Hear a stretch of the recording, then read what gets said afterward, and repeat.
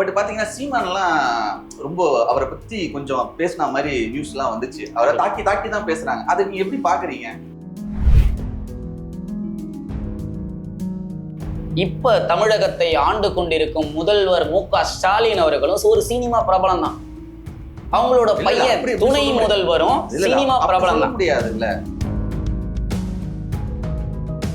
2026ல கண்டிப்பா ஒரு மாற்றம் மக்களுக்கு வேண்டும்னு முடிவு பண்ணாங்கன்னா எல்லாருமே டிவிகே என்ற அந்த பட்டனை அழுத்துவாங்க. அதுக்கான சப்போர்ட்டை கண்டிப்பா 100% கொடுப்பாங்கன்ற நம்பிக்கையில நான் சொல்றேங்க.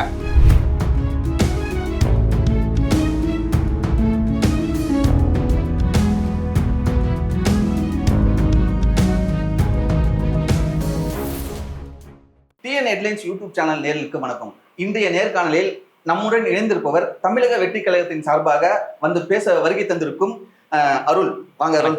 அருள், உங்ககிட்ட கேட்க வேண்டிய கேள்வி என்னன்னா, விஜய் அவர்கள் வந்து கட்சி ஆரம்பிச்சிட்டாரு, அது அவர் மாநாடே நடத்தி முடிச்சிட்டாரு. பட் பாத்தீங்கன்னா சீமான்லாம் ரொம்ப அவரை பத்தி கொஞ்சம் பேசின மாதிரி நியூஸ்லாம் வந்துச்சு. அவரை தாக்கி தாக்கி தான் பேசுறாங்க. அதை நீங்க எப்படி பாக்குறீங்க? என்னோட சைட்ல இருந்து பாக்குற ஒரே ஒரு விஷயம் என்னன்னா, வளர்ச்சி வரும்போது கண்டிப்பா எதிர்ப்புன்றது கம்பல்சரி வரும். அது தளபதிக்கு மட்டும் இல்லை, ஒவ்வொரு தனி மனுஷனுக்கும் வரக்கூடிய ஒரு பிரச்சனை தான். அதை ஒரு பிரச்சனையா பார்க்கல, அவர் பொருட்படுத்தக்கூடாது. அவங்கள வந்து நம்ம வளர்றனா எதிரிங்க கம்பல்சரி வருவாங்க, அப்படிதான் நம்ம எடுத்துக்கணுமே தவிர அவரை நெகட்டிவாவோ பார்க்கக்கூடாது. அரசியல் கட்சியை பொறுத்த அளவுக்கு கம்பல்சரி ஒவ்வொரு கட்சியும் தனித்து நின்று அவங்களோட வெற்றியை நிலைநாட்டும் போது தான் பதிலடியா இருக்கு. நம்ம தவிர விமர்சனம் பண்ணியோ அவங்கள வந்து இழிவுபடுத்தி பேசியோ தன்னோட வெற்றியை நிலைநாட்டக்கூடாது. தளபதி கண்டிப்பா தன்னோட வெற்றியை அவரோட செயலாக்கத்திலையும் அவரோட தன்னம்பிக்கையிலையும் கண்டிப்பா ஜெயிப்பார். அவரோட ஆதரவே அவங்களோட ரசிகர் தான்.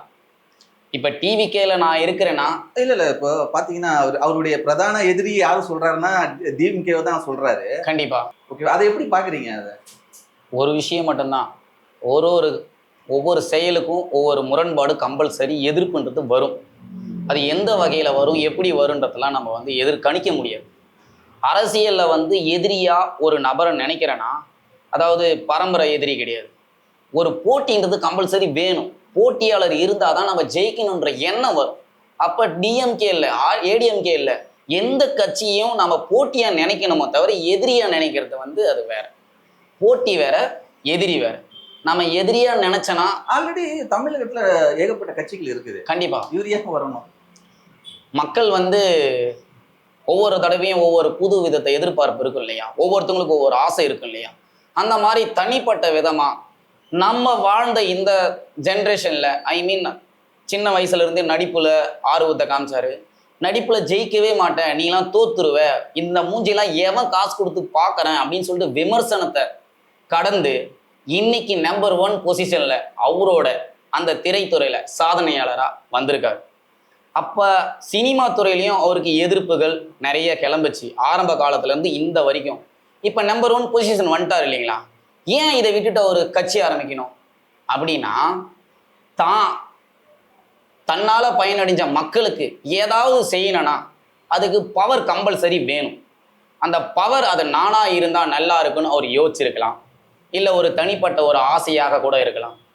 தலைவன்ற பட்டம் வந்து தானா தேடி வர்றதில்ல, மற்றவங்க கொடுக்கறது தான் அப்படின்னு சொல்லிட்டு நிறைய தமிழ் சினிமாவில் டைலாகாக கேட்டிருப்போம். அப்படி இவருக்கு ஒரு ஆசையாக கூட இருக்கலாம், மக்கள் சேவகனாக கூட செய்யலான்னு ஒரு எண்ணமாக இருக்கலாம், ஏதாவது ஒன்று இருக்கும். ஆனால் பணம் சம்பாதிக்கணும்னா அவருக்கு சினிமா துறையே இருக்குது. அதையும் தாண்டி மக்களுக்கு நல்லது செய்யணுன்ற குறிக்கோளை நோக்கி தான் வந்திருப்பாருன்னு நாங்கள் நம்புகிறோம். நீங்கள் மற்றது எப்படி எதிர்ப்பு? இன்னொன்று பார்த்தீங்கன்னா, இந்த பெஞ்சம் புயலால பாதிக்கப்பட்ட மக்களுக்கு விஜய் வந்து இதெல்லாம் கொடுத்தாரு, நிவாரணம்லாம் கொடுத்தாரு. பட் என்னன்னா அவர் நேரடியா போலையே. அரசியல் எப்பயுமே களத்துக்கு போயிட்டு அங்க பார்க்கணும்ல.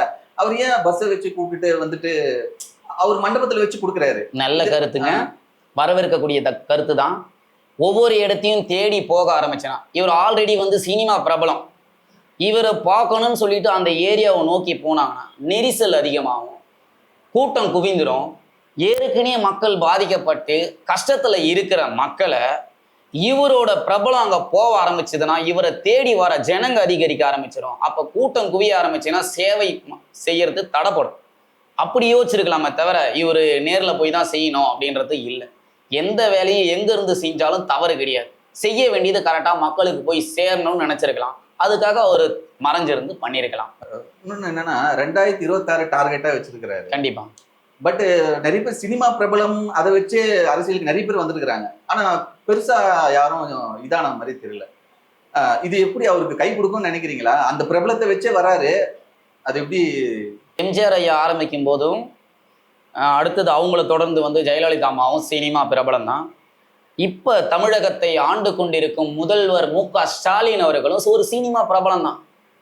அவங்களோட பையன் துணை முதல்வரும் சினிமா பிரபலம் தான். முடியாது இல்ல இல்லைங்க. இல்ல ஆக்சுவலா மு.க. ஸ்டாலின் அவர்களை பத்தி பாத்தீங்கன்னா அவர் நிறைய பதவிகள்லாம் இருந்திருக்கிறாரு. கடைசியில தான் அவருக்கே கொடுத்துருக்குறாங்க. எடுத்ததும் கிரெடுத்தை யாரும் எதிர்பார்க்கலங்க. அதாவது எதிர்ப்புன்றது பதவின்றது எல்லாமே வந்து படிப்படியா தான். எடுத்ததையும் ஒரு சிஎம் ஆகணுன்றதெல்லாம் இவரோட டார்கெட்லாம் கிடையாது. வெளிப்படையா சொல்றான். கட்சி ஆரம்பிச்சிட்டாருங்க, அதுக்கான முயற்சியை ஒரு போடுவார்.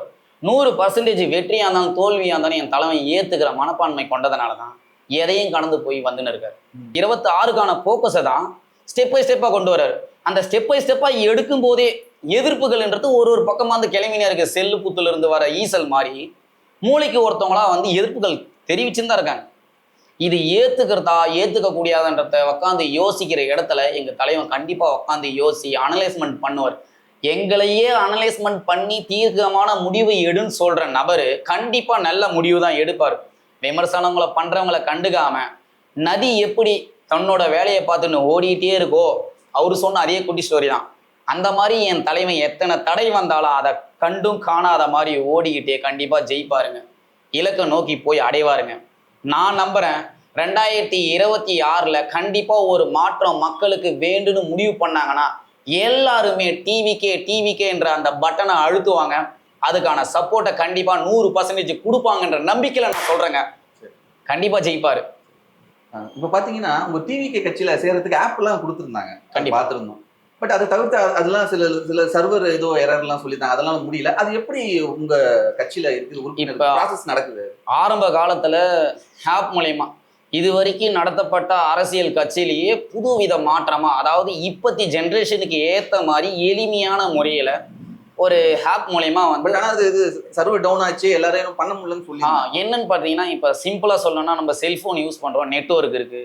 ஒரே டைம்ல 1000 பேர் ஒரு விஷயத்தை யூஸ் பண்ணும்போது, எக்ஸாம்பிளுக்கு ஒரு கூகுள் பே எடுத்துங்க, நைட்டு ஒரு 10 மணில 9 மணிலேருந்து 10 மணிக்குள்ள பார்த்தீங்கன்னா சர்வர் டவுன்னு சொல்லிட்டு வந்துடும், பிளாங்க் ஆகிடும். சில பேங்க் பார்த்தீங்கன்னா ஈஸியாக வந்துடும். சேம் கான்செப்ட் தான். ஒரு டிவிகேல இணையணுன்ற ஆர்வம் அதிகம் கொண்டு உடனடியாக நாமும் உறுப்பினர் கார்டை வாங்கணும்னு முயற்சி ஒரே டைம்ல பண்ணதுனால அந்த நெட்வொர்க் முடக்கப்பட்டது.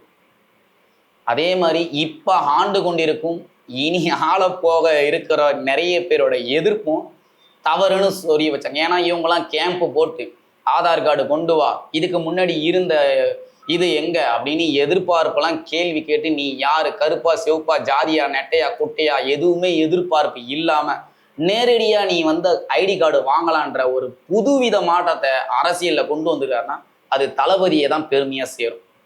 ஏன்னா மற்றவங்களாம் நீ என்ன ஜாதி, என்ன நிறம், என்ன உயரம் எல்லாம் கணக்கெடுக்கும் சர்வர் முதல்ல இது பண்ணுவாங்க. ஜாதி அடிப்படையில் ஓட்டு வாரியை பிரிச்சுருந்தாங்க.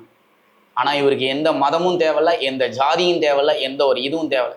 டிவிகேல நீங்கள் இணையனா என்னோட ஆப்பை கிளிக் பண்ணுங்க, அதில் போயிட்டு புகைப்படத்தை நீங்கள் இது பண்ணுங்க, உங்களோட ஓட்டர் ஐடியோட நம்பரை மட்டும் போட்டால் போதும்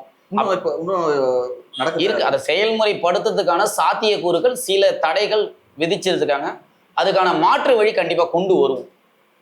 ஃபர்ஸ்ட் பார்த்தீங்கன்னா அந்த ஐடி ஓப்பன் பண்ணும்போது நம்ம ஓட்டர் ஐடியோட UKZன்னு ஆரம்பிக்கும். அந்த டிஜிட்டல் நம்பர் போட்டேன்னா நீங்கள் எத்தனாவது வார்டு, எத்தனாவது பூத்து எண்ணு அப்படின்னு சொல்லிட்டு நம்மளோட ப்ரொஃபைல் ஆட்டோமேட்டிக்காக செல்ஃபி எடுக்க சொல்லும். எடுத்ததுமே ஐடி மிஸ்டிகால் கொடுத்தாலே இதாகிடும். ஆமாம், ஒரு சைடு மிஸ்டிகால் டைப்பு, ஒரு சைடு பார்த்தீங்கன்னா இந்த மாதிரி ஓட்டர் ஐடி கார்டு நம்பர் போகிறது.